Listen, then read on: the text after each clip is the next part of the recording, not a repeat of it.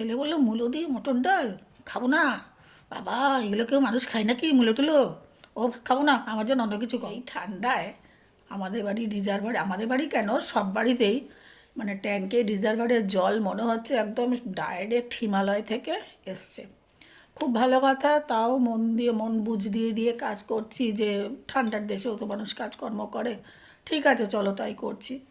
তা এই ঠান্ডায় যখন এখন 8-9 ডিগ্রি চলছে, তা আমার কর্তামশাই বললেন বেশি কিছু রান্না করতে হবে না, এক পদ করো, এক পদ ভাত করো হয়ে যাবে, আর একটা সিদ্ধ দিয়ে দাও, ওই সিদ্ধ আর এক পদ ডাল করো হয়ে যাবে। ভালো কথা। তা ভাতের সঙ্গে দিলাম কুমড়ো সিদ্ধ আর মূলো দিয়ে মটর ডাল করলাম, বেগুন ভাজা, আলু ভাজা করলাম, হয়ে গেল। ঠিক আছে। ছেলে বললো মূলো দিয়ে মটর ডাল খাবো না। বাবা, এগুলো কেউ মানুষ খায় নাকি মূলো টুলো? ও খাবো না, আমার জন্য অন্য কিছু করো। ভালো কথা। তার জন্য কি করলাম, কড়াইশুঁটি ছিল, কড়াইশুঁটি দিয়ে ইন্ডিয়া গেট চাল দিয়ে মটর পোলাও করলাম। এবার মটর পোলাও কী দিয়ে খাবে, তার জন্য ব্রোকলি, গাজর, আলু, পনির দিয়ে একটা তরকারি করলাম। সে ওটা দিয়ে খাবে।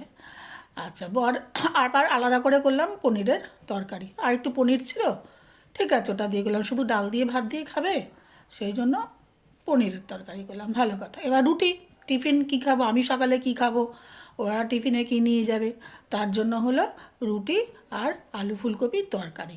তা আমার বাড়িতে এই হচ্ছে এক পদ, এক তরকারি, এই ঠান্ডায় এক তরকারি ভাত। বড় বলবে কেন এক তরকারি করতে বলেছি তো, এক তরকারি ভাত হয়েছে। ছেলে বলবে মামা একটাই তো পদ হয়েছে, বেশি কিছু তো হয়নি।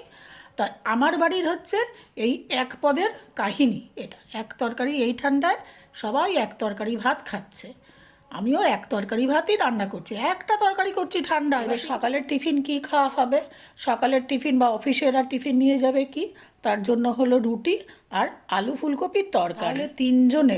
তিনজন মানুষের এক তরকারি ভাত রান্না করলাম, এক তরকারি। সবাই আমার বর বলবে কেন এই ঠান্ডায়, তো তোমাদের আমাকে বললাম একটা পদ করতে। ছেলে বলবে কেন তুমি তো একটা পদ করেছো, একটা, এই তো ঠান্ডায় এক এক তরকারি ভাত হয়েছে, আবার বেশি কি হয়েছে, বেশি কিছু হয়নি। তিনজনের বেশি কিছু পদ রান্না হয়নি আমাদের বাড়িতে।